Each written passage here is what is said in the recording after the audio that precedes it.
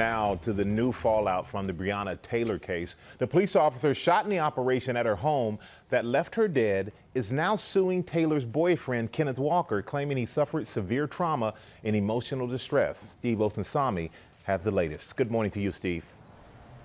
Good morning to you, Michael. Just putting this into a little context. This lawsuit is coming from one of the officers in this case who many feel should have been charged with murder but was not. And for the victim who was killed and her many supporters, this is entirely upsetting.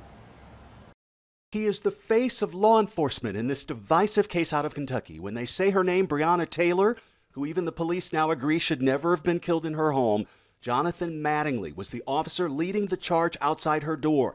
And this morning, the 47-year-old is suing the victim's boyfriend, who fired a shot through the door, thinking that the police were thieves.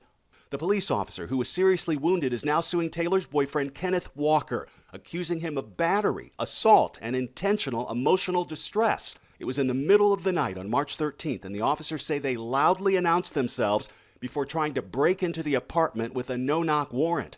But Walker, who is a legal gun owner, told investigators that he and Taylor asked who was at the door several times and heard no answer, and that he only fired a shot when he saw the door break open. In this countersuit, Mattingly says that he nearly died and needed 5 hours of surgery, and that Walker acted recklessly in firing his pistol in the direction of the police officers who were serving a search warrant, and that his conduct was outrageous, intolerable, and offends all accepted standards of decency and morality.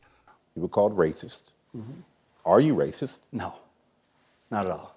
But I was a victim in this as well. My family has been a victim in this.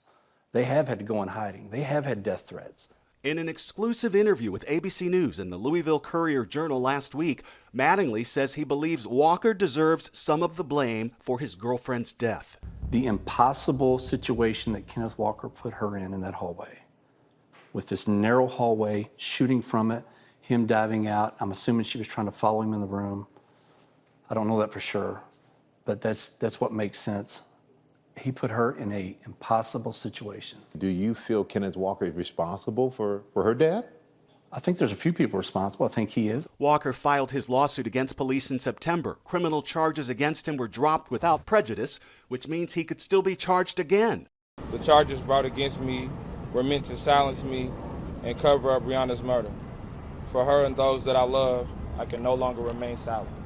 Walker's attorneys overnight say that they're shocked and that this is the latest in a cycle of police aggression, deflection of responsibility, and obstruction of the facts. The counterclaim just brings it full circle. If Kenny can be sued for defending himself, make no mistake, all lawful gun owners' rights are at risk, and that should scare everyone. Walker isn't the only one who says he didn't hear police announce themselves. This was an apartment building, and there were other neighbors who say they didn't know it was the police either. This is an unfortunate and tragic case that will now drag through the courts. Cecilia? Certainly is. Okay, Steve, thank you so much. Hi, everyone. George Stephanopoulos here. Thanks for checking out the ABC News YouTube channel. If you'd like to get more videos, show highlights, and watch live event coverage, click on the right over here to subscribe to our channel. And don't forget to download the ABC News app for breaking news alerts. Thanks for watching.